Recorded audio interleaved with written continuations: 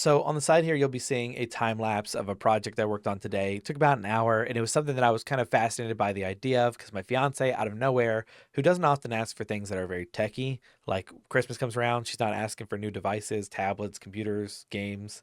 She doesn't do that stuff. But she sent me a text today saying, I want a Cyberdeck.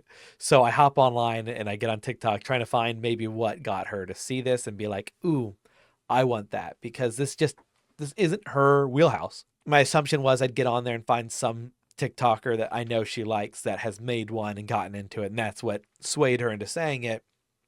But it turns out she wants it more cosplay reasons, I think, than anything, and it's even cooler if it functions. Which is for she has a Totally Spies cosplay. If you watch the show, the character Clover, they all have these compacts, like the tap up compacts for makeup. There's acts as like a your classic spy device where it's either your watch, your earbud, or whatever that does all of your communication needs, right? So she wants that compact for her thing, but it'd be even cool if it works. So I was like, I mean, initially gonna send back, absolutely not, just won't work. I just can't get that to work. But then I started looking up microcomputers just to see if there was any that were sized, or maybe it could happen. And then I got really excited because I found this like circular screen that connects to microcomputers, which I don't even know if this one connects, to be honest, but it got me enough to decide to at least like start drawing out the sketches of the idea. And since I'm a terrible sketcher and drawer and visualizer of anything, when I read any product description and it says this is X size, that means nothing to me. Like I have to go in person to buy monitors for my gaming computer because I can't fathom how big 24 inches is when I'm online, or 23 to 32. Those sorts of things are lost on me. So I have to go in person whenever I buy a new device. It just doesn't work for me. I don't trust my reasoning for size when it comes to things online. So I won't go ahead and open up Tinkercad because it's a great way for me to just make the board a certain size and then actually draw the device. And then my favorite thing to do is go to like the spec sheet of the thing that I know I want. Uh, and then I just type in the dimensions and it makes a square so I can see that if I had these two things to each other, I would do it. What would be even better is if I could get some sort of model of my hand or my body in there so I could then see the sizing to that because, in like World of Warcraft, to bring out like a wild thing, if you look at the size of the characters to the size of the world and the size of like different things they wield, there's all sorts of different crazy like size comparisons. Like when you're in a quest, the main characters of the story are just huge. They're not actually that huge, but it's just to give the illusion because the map's a certain size or your character's a certain size that helps them dominate over the field of vision. And when you're looking at cosplay, your perspective and size, all that comes in to play. So I would love to do that, but it's not really possible for me. Or at least I don't really know what to do that well. So I just get cracking at it. And the fun thing about these projects, if you ever do get the chance to do something, one, when it's for a loved one, they're a lot easier to start on, at least. I find it that way because at least I know there's some like positive vibes come my way for what I do, some brownie points to be earned. But in the case of a lot of things that I do for myself, like I can give up on and nobody's going to chastise me for it. It's cool because it pushes me to get into the realm of learning and trying to discover because learning is always fun. Comparing yourself to others is always shit. So you won't have the fun of learning if you're comparing it to, I could buy this for cheaper or I could do this. Luckily, this is something that really isn't purchasable at the moment that I know of. I didn't bother looking it up or it might have stunted the growth of this project. So I just get into Tinkercad and I start looking at it and I get to put in my little piece and see that it fits. So then I get this moment where I'm like, well, how's it going to close? I have no clue, but I just think of the most simple closing mechanism I've ever seen in my life. It's on every door hinge, right? Just the two circles lined up and then loop through. And I find this is funny because when you play like tabletop games, by the way, very tangenty video, apologies. The title didn't really warn you this was coming, but when you look at board games and you want to include a new mechanic, it's really easy, it's really cool, it's really fun. My personal opinion, right? But if you want to make a new spell, you just say, okay, well, I need to know verbal, somatic, or material, right? I need to know the range. I need to know what the spell does. And you just write down this spell causes person to explode within 10 feet, dealing 5,000 damage. You've just made a spell. You've done what would take to incorporate in a video game hours upon hours, possibly, depending on your skill level.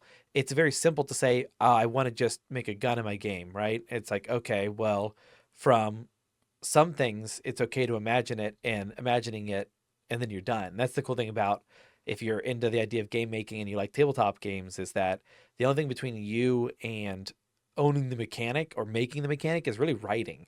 And writing's simple and we can all do it for the most part. Uh, for that one or two one or two people watching that can't write. So that's cool. But if I want to do these sorts of things like a hinge on this device, the idea of knowing how to do a hinge and then executing on that are very different. And it's more operative to get in there and actually try to make this hinge and then realize all the problems that you can have, tolerances, the size, the lineup, these sorts of things. How's it going to print? Is it going to print nice? Is it going to print too thin? Is it going to be able to handle a drop? All those things I don't know yet. And I'm not going to get caught in the weeds and tell myself not worth trying because I don't know. But I just find it fascinating because that hinge is where I spent most of my time during this project. I feel like at least it was the tail end, so I was doing a lot of it. But that and then getting things to line up, it's just interesting to see when you get in and try to learn new things where you get hung up. And a lot of times I think it's funny because you can get hung up on things that are very obvious or seem inconsequential.